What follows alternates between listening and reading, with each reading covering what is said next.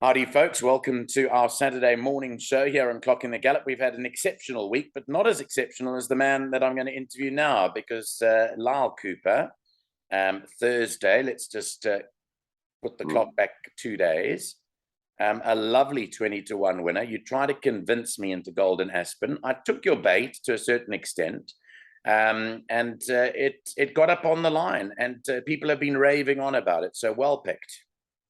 Yeah, thanks, Nico. We had a very good day, and long may that continue. But that's just if it's a form study, really, at the end of the day. Yeah, it was. You're not in the know. You haven't spoken to anyone. People say, what do you know? Who did you speak to? That's Lyle Cooper. Yeah, no, a lot of trainers don't want to talk to us because, obviously, I tell the public. So yeah, it's mostly studying, which, whatever information we do get on the course, though, we do pass on. Yeah, we do pass it on. But what I'm saying is that, sometimes these things say because you're in the know, but you're in the know because you do your homework. You spend hours at it. And that's the fruit. That's what comes to bear fruit, is the hours of form study. So let's hope we found the same sort of information today. It does look tough, though. I've had a look. It looks tough. Apologies for the Edward Scissorhands look today, but the hair won't settle. Let's hope that comes right later on in the day. Okay, so going is good. We're not expecting rain today, folks. Unfortunately, for Joburg folk, that's only going to appear next week somewhere on the horizon, but it's not today. 31 degrees out at Turffontein on the inside track, and it's a good track. First up, though, before we talk about the 9 races, is Pierce Stradham is that elusive 1 winner away. So it's, what is it? 1, 2, go. Sure, he's giving me a hard time about that. Yeah, he has. So that hopefully will come to an end soon. But can he get it today? Yes, he certainly can. He's got Tis Magic, Swing Upon a Star, Opera Glass, Nebros, and Cortinos. So none of them would be a strong first choice, but he's got sneaky chances, yes. Yeah, he may have a sneaky chance. I don't know whether he's going to do it. I have my reservations. I don't know. But anyway, we're always prepared for anything with Pierce Stradham. Well, anything can happen. Anything can happen. I've always hoped I get his 5,500, and I've always teased him about it. And it's sad for some people because PE particularly would love him to have it there. Yeah. So in golf, every shot pleases somebody. So we'll see how he goes. Okay, well, that's great stuff. We're going to go on to today. I just want to tell my gardener to stop sweeping. There he is. At least you've got a gardener. Yeah, he's just come for the day today. Stop sweeping. Thank you. Okay. There we go. So that starts off the day. We're doing a show here.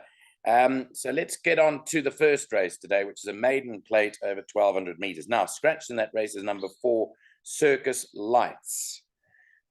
Is scratched, and also no blinkers for number 1, Covert Operator, and no blinkers for number 3, Giocatore. Tell us what you like. I'll bring up the betting as you speak about it. Well, I'm so glad you said Giocatore because I had no idea how to pronounce that. All right, so starting off here, Nico, this is a difficult race to start off here. We've got the first timers, there are 5 of them, and the form of the race runners is not too strong either. So I'm going to start off with the first timers. I'm going to go with number 8, the Mauritian. What was the price on this one, Nico?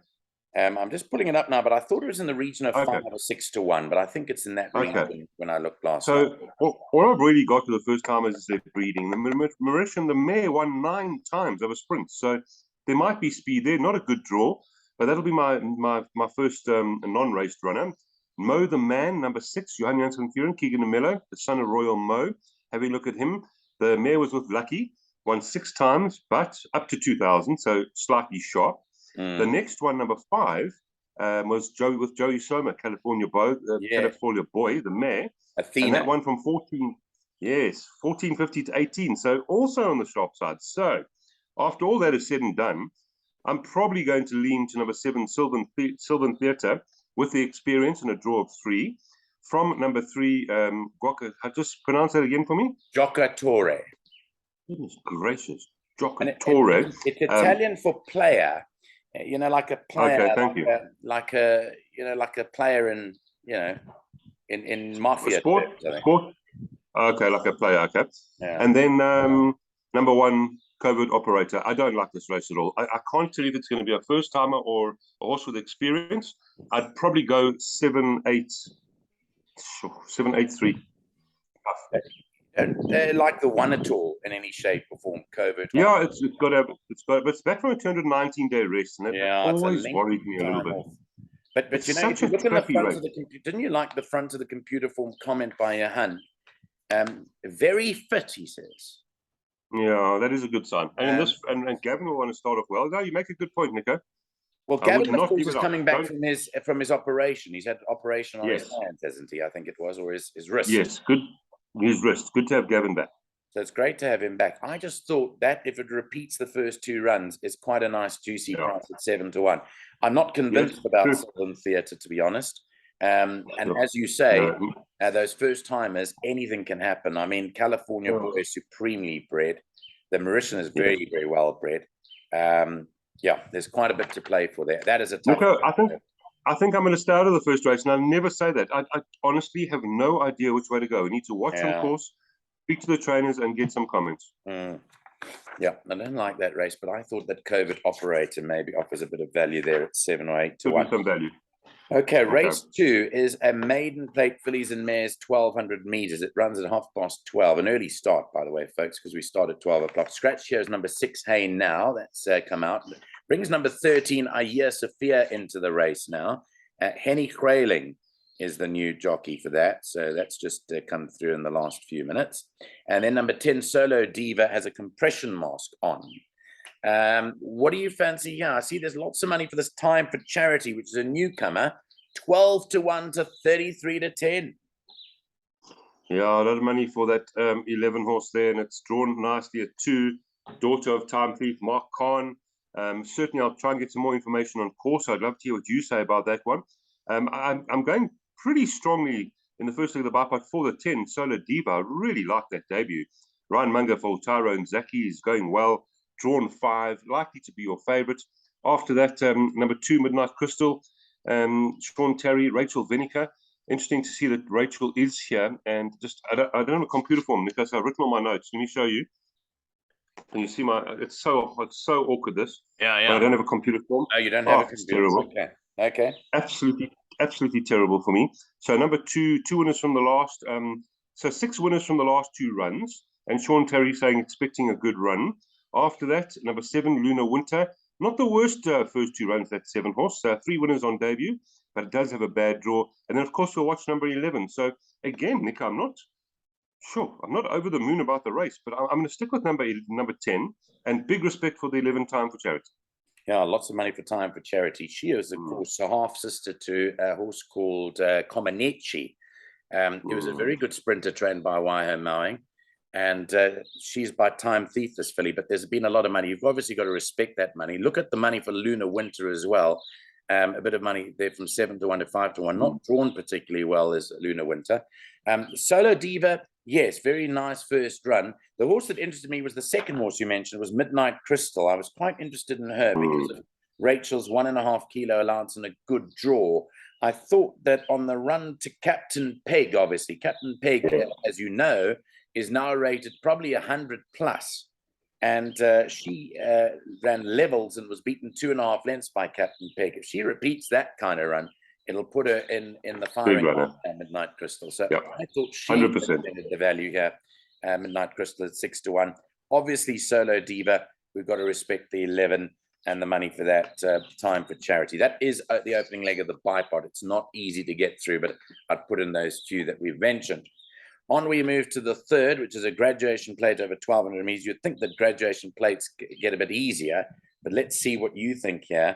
This is the third race of the day, and I want to have a quick look at the changes. There's none to report, but the money's come now for Mover and Shaker, who looked like he had shot clear at a crucial stage in his most recent run when Unzin came flying up to beat them all.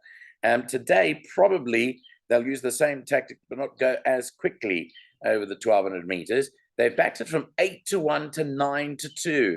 What did you think of the money for this one? Well, certainly got some nice form there, but I suppose 9-2 is not a bad price. I mean, Nico, for me in the Union Square, certainly brings the best form in here. Is coming back from a rest of 126 days and not drawn well. But, I mean, the form's right there to see. Blinkers go on here. And that was an extremely good run last time. Just the draws, the worry. After that, I thought number 5 could be anything. So I'm just going to keep that one in there. Drawn 1. Obviously won't be particularly well in here because just winning a maiden last time, a down debut. After that, the 2 horse, Moon Shining Through, Gavin for Johan. He's back there and also arrives here with some nice form and a good draw. And then Swing Upon a Star. But Sean Terry did say first run, let's just see how we go. It's a starting point, says Sean. So for me personally, I think number 4 and 2 bring the best form in here, Nico, to me.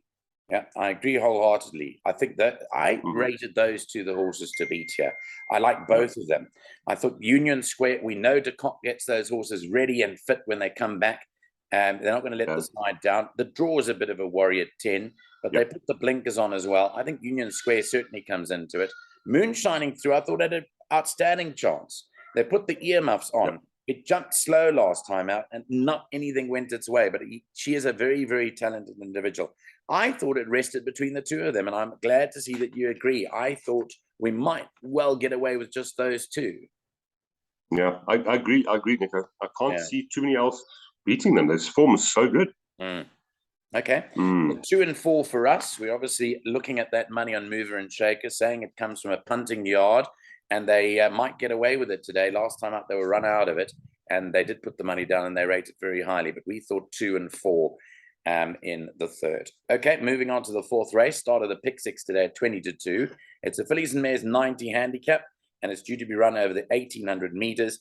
In race 4, no changes to report, not at this stage anyway, at 8:15 on a Saturday morning. Right, let's look at that betting. The support is in for Liliana, number 5, has been back from 5-1 into 7-2, but the favorite remains Greek Miss, 28-10, Terror Time, 3-1, Gilded Butterfly, 4-1, and then 7-2 Liliana. Very, very muddling. Started the pick 6, you probably tempted to go wider here. Yes, and I see, I'm just looking at your betting there. Terror Time, 3-1, 28-10, number 3, Greek Miss, and I'm taking both of them on here, Nico. Are you? Simply Weights. This is racing. Dark Travel is 4 kilograms better off with Terror Time for a 3.5-length beating. Drawn 2, 52 kilograms. So, in fact, Dark Travel is going to be my selection here. Really? And I'm also, actually very surprised at that. Also beat holds number 3, Greek Miss. Let me just read my notes here. It's so awkward. Holds number 3, course and distance is excellent. For me personally, Dark Travel holds number 3. Now, because I've got funny notes written here, we need to have a look at which. It must be that run behind Belvard. Brett Webber gave us that last race winner that we were very confident about on Thursday. You and I in the morning agreed on Back to Basics very strongly, and Nathan wrote a brilliant race on it. So Nathan Klinker's back aboard here. Yes, the Belvard run. Have a look there, Nico. Belvard, 4 lengths behind. Right. Travel. Yeah, Belvard, and there was 5 kilograms lighter, whereas Greek Miss just in front, a length and a half in front, is up 2. So we're talking 7 kilograms for a length and a half. No, you're right. And Dark Travel's waited to turn around with Terror Time. So for me, 7, then Gilded Butterfly. Stu could have a good day here today. I think that's a big runner from that draw. I thought that was a massive. I think it could be looking for the ground. You know, let me just quickly tell you. I had a chance to chat to Stu Pettigrew. I don't often see Stewie, but we went to a celebration of life of an old colleague, Peter Patterson, that we knew so well. He was many, many years in the game, and we were sitting chatting, and we were talking about breeding and you know, which bloodlines he goes for. And he said to me, Nico, Flower Alley, the Phillies. Yeah. The Phillies by Flower Alley on my game. And we've got this horse, Gilded Butterfly, who I think is looking for this ground. I liked her. She was my first choice. I like it. And you know, Nico, the betting you could arguably say is wrong here. I mean, Greek Miss is a 28-10 your favorite. Yeah. Liliana is weighted to beat Greek Miss. Number 7, Dark Travel, is weighted to beat 3 Greek Miss. And Gilded Butterfly, I agree with you. That's a massive run here as well. So, really good race. Liliana's a runner too. Well, so if you're going to be going for Dark Travel at 10-1, this looks like it could well be a field race if you're taking a pick 6. Might it well be a field to chuck in all of them and hope for the best? even a horse like number 6 is not out of this race. It's a good race, tough race. Okay, so we've got varying opinions there. Certainly don't agree with the betting in that race. We think it's wider open than that. Okay, moving on to race 5, which is a Pinnacle Stakes over 1,800 meters. Changes in the 5th race. Just number 3, second base. The earmuffs have come off that horse, second base, which is coming back after a good run behind Jamala last time out. Here's the betting. Let's have a look at it. 7-2 second base. 9-2 Blackthorn, 11-2 Nebros. Has been a smattering of support for that. And then right down at the bottom, I've omitted to mention, but the actual overall favorite is the filly or the mare Bold Fortune, who's at 3-1. So let's start off with Bold Fortune, because on the Jamila run, there's not much to choose between her and second base. No, and here's Stu Pettigrew and Cabello Mazzagnani, 50.5 kilograms. She is my selection and a potential banker on the card. Even though she's taking on a very good field here, just at the weight, she has to be a really big runner. After her, Imperial Ruby, Craig Zaki for Corner Express, can't leave this horse out, running really well, drawn 3, and I see that the compression mask goes on. And then horses like, sorry, just looking at my notes again here in the race 5, number 7, Blackthorn. Of the two, Blackthorn and Nebros, I actually preferred Blackthorn, but it's going to be short for both of them. And Sean Terry did say he didn't expect either of them to win. Just to say, they're going for bigger races coming up. Okay. Yeah. He said they could win, but he's not expecting them to win. And then obviously number 3, second base, has to have big respect. But I was leaning quite strongly towards the 10, Nico, to be honest. Now, the way that the weights are structured here, you'd have done your study in a Pinnacle Stakes race. The fillies over 1,800 meters get 3.5 kilograms sex allowance. And that, for me, led me to the 2 fillies in the race, both Bold Fortune and the 8-1 chance Pink Tourmaline, yes, who I thought came in extremely well handicapped at 52.5 kilos. So I'm thinking along those lines with you. I'm thinking Bold Fortune or Pink Tourmaline. I do respect second base because I think he's a good old runner. And like you, I liked a bit of Blackthorn too. So I think we're sort of leaning towards again, remember we were leaning towards the bottom half of the card for the one race on, I think it was Golden Aspen's race, actually. Yes, it was, actually. Thursday. And we were leaning towards the bottom half. In fact, we sort of took an opinion on Princess Nicole, which nearly came up and won, but that was in the bottom half. Yes. So I think the bottom half here, I agree. From 7 down, the winner might come from there. Agreed. Just one horse I wanted to mention here was the reintroduction of Divine Odyssey back to Joburg Racing, because he's been campaigning the Eastern Cape. Now, again, I had a sneak little chat to Johan Janssen van Vuren the last time I saw him, and he said to me, Nico, I'm bringing this horse back to Joburg, and I'm going to have a crack at the Summer Cup with him. Great. Excellent. Well, he's run some cracking races, both here and there. He can run. Nice to hear that. Absolutely. So I just wish all the best for them, because I think he's a tremendous horse, and it's so nice to see him back in Joburg. Okay, let's move on to the 6th race. Now, this is the start of our second jackpot, and which you and I have had a go at today in our Take a Bet show. A tongue tie goes on number 2 last year. That's the change in the 6th race. And here's the betting. Look, money for nothing, and it's open. I had an opinion here, but I want to hear yours first. Okay, firstly, I'm going with number 1, Lincoln O'More, as my first selection. Marco for Corner Express, drawn 2. I thought even though it's got the 60 kilograms, could be quite serious here. Stunning Kitten has to be taken very seriously. 2.5 kilograms better off with Fascinata. Wide draw of 9, not too much of a problem. You just have to look back. There's some decent form there. Then this is race 6. I hate looking at these pieces of paper. Number 3, Sunbird, Muzieni, Robbie Sage. Robbie hasn't been able to do much wrong recently. And then also Pinky Levine and number 6, Fascinata herself has to go in. So again, I was a bit more confident in other races. I'm not particularly confident. I don't love the race. If I had to go with a horse, I'd go Lincoln O'More, to be honest, Nico. Yeah, Lincoln O'More came into it with a bit of a chance. Got a compression mask on, as has been the case lately. I thought, looking at the tactics here, I think Fascinata is drawn pretty well today. Lincoln O'More is the type of front-running tactics. But there was a horse that came into this race that I wouldn't ordinarily have chosen, but I looked at the form, and it's actually further down. It's Blue Eruption, the maiden winner. Because I went on the run to Tulip Tree. Yes. And in that run, there was one or two horses that have come out and done okay. I think this has got a chance, Paul Matchett's runner, number 9, Blue Eruption, for our good friends, Brian and Kathy Finch, who reside in the UK. So that's 8-1. I think you've got to go pretty wide. I know. So your first choice is Linger No More, you say, even with the top weight. Yeah, but under duress, Nico, I don't like this race. What were your top 3 then?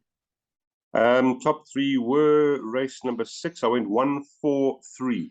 1, 4, and 3. Yeah, I like Stunning. I like Matchett's runners actually. Yeah, I like Stunning Kitten. I don't like Pretty in Pearls that much. I do like Blue Eruptions. Maybe Paul Matchett 1, 3, 4, and 9 if we were to tighten it up a little bit, and maybe throw in Fats harder for good measure. Not a nice race. Advised to go as well. Now let's move to race 7. Here it is. It's a merit rated 105 handicap. It's over 1,500 meters, and there's lots of money for Out of the Darkness. Number 1, who opened up 3-1. You can halve those odds. Is now at 14-10. So all the money is for this one. Number 6, Ikigai. No blinkers, but a compression mask and earmuffs on Ikigai. Quite a few equipment changes there for Ikigai. Now, 60 kilos for Out of the Darkness. They put the blinkers on.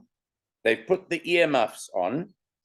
Okay. Was slow into stride last time out. They brought it a little bit down and ran to Irish Tractor. They put the lights out.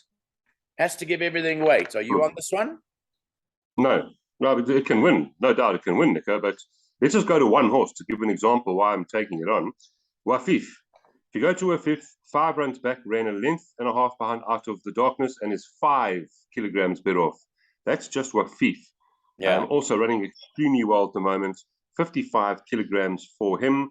Number 11 over the page, another level. Candice Dawson, Muzi Yeni, 53.5 kilograms. I really like the way that the Son of Twice Over is progressing with that lightweight. I think this is a big runner as well.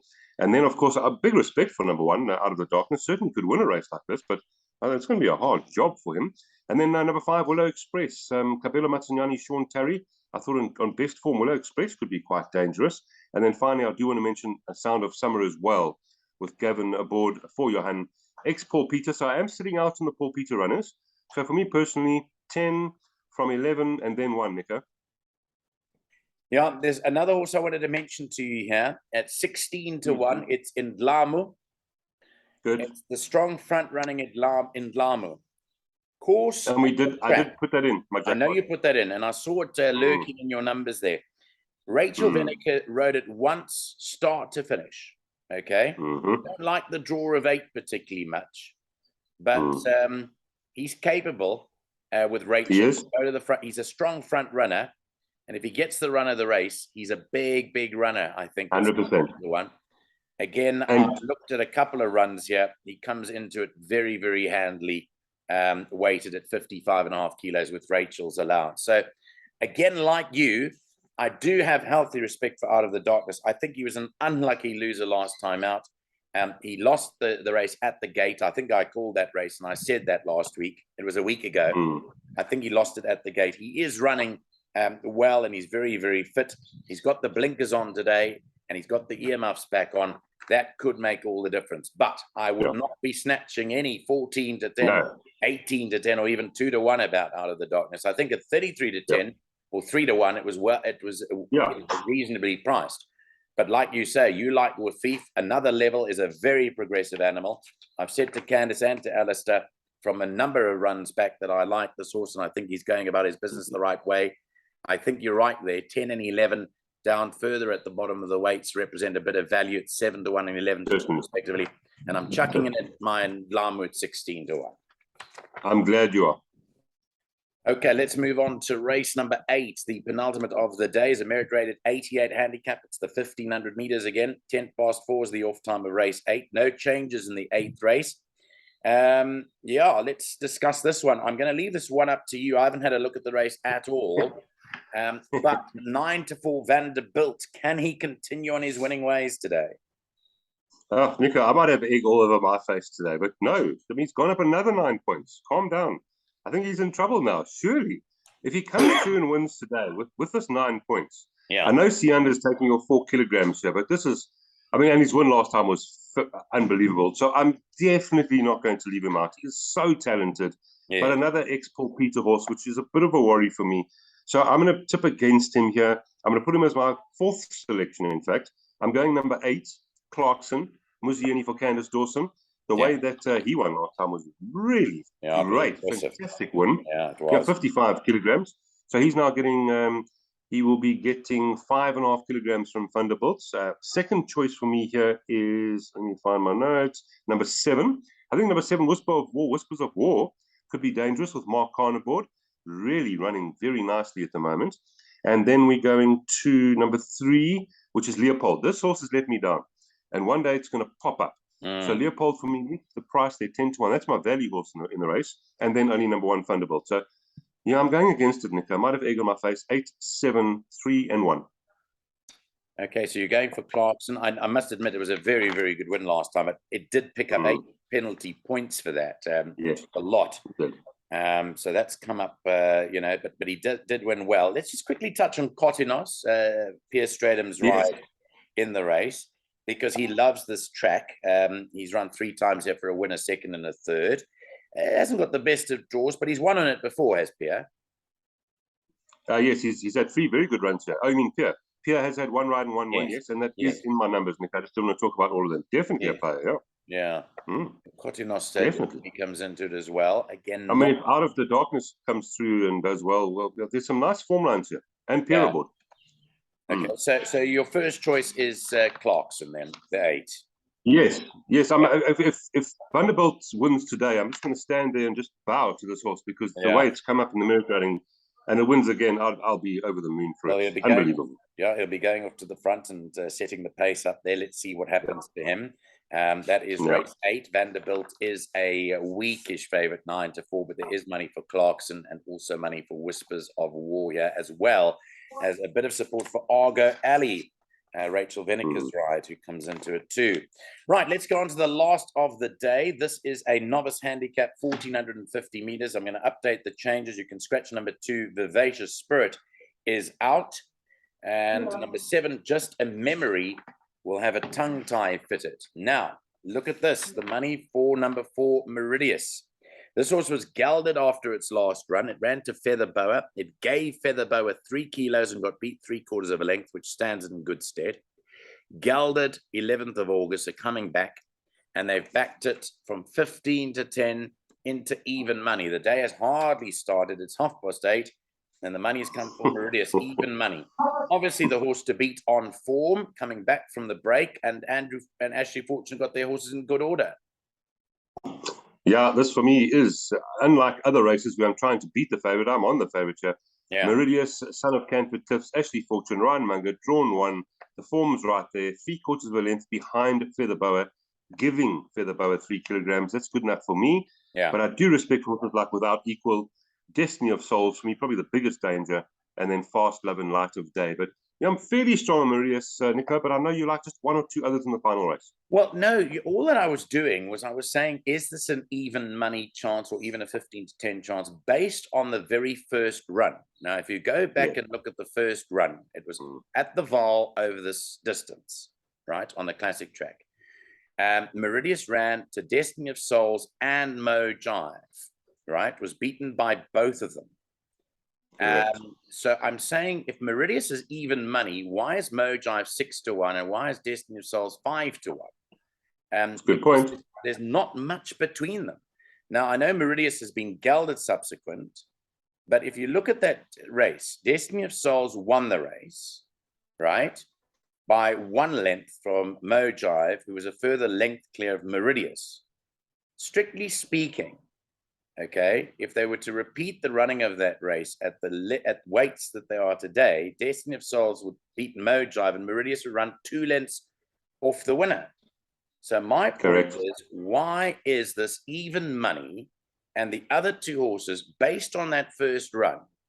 Is it because sandwiched in between those runs is the run to Feather Boa? So how would Mo Jive and Destiny of Souls run to Feather Boa is the question. Yes. There's quite a bit to go on, but I'm just saying I don't know. I don't think it's as clear cut. I'm just going on Good those. value. The one run to this horse may well win, and it may have improved lengths from the gelding. If they're going on that and then it's improved lengths, then obviously yes. But I'm not convinced. Okay, so in our jackpot, we're going to put the other 2 horses in that have beaten him. Yeah, just because of that run.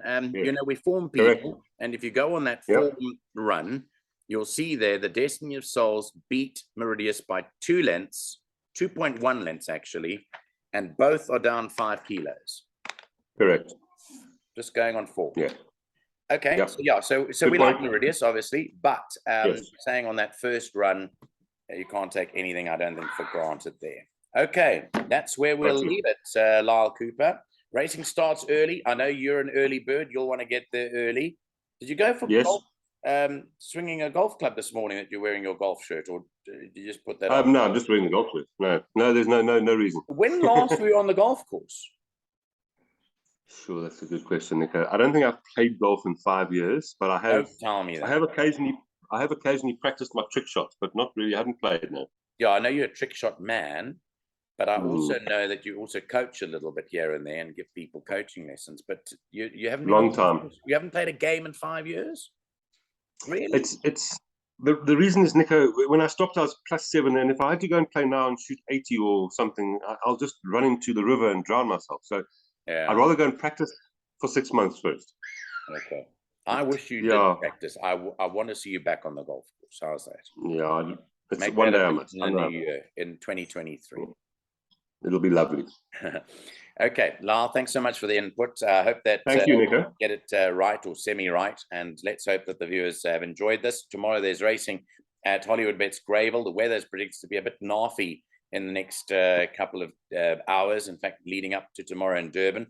But we're looking forward to bringing you the Ghost Rider selections tomorrow morning. Thanks, Lyle. Have a great day's racing and all the best. Thank you.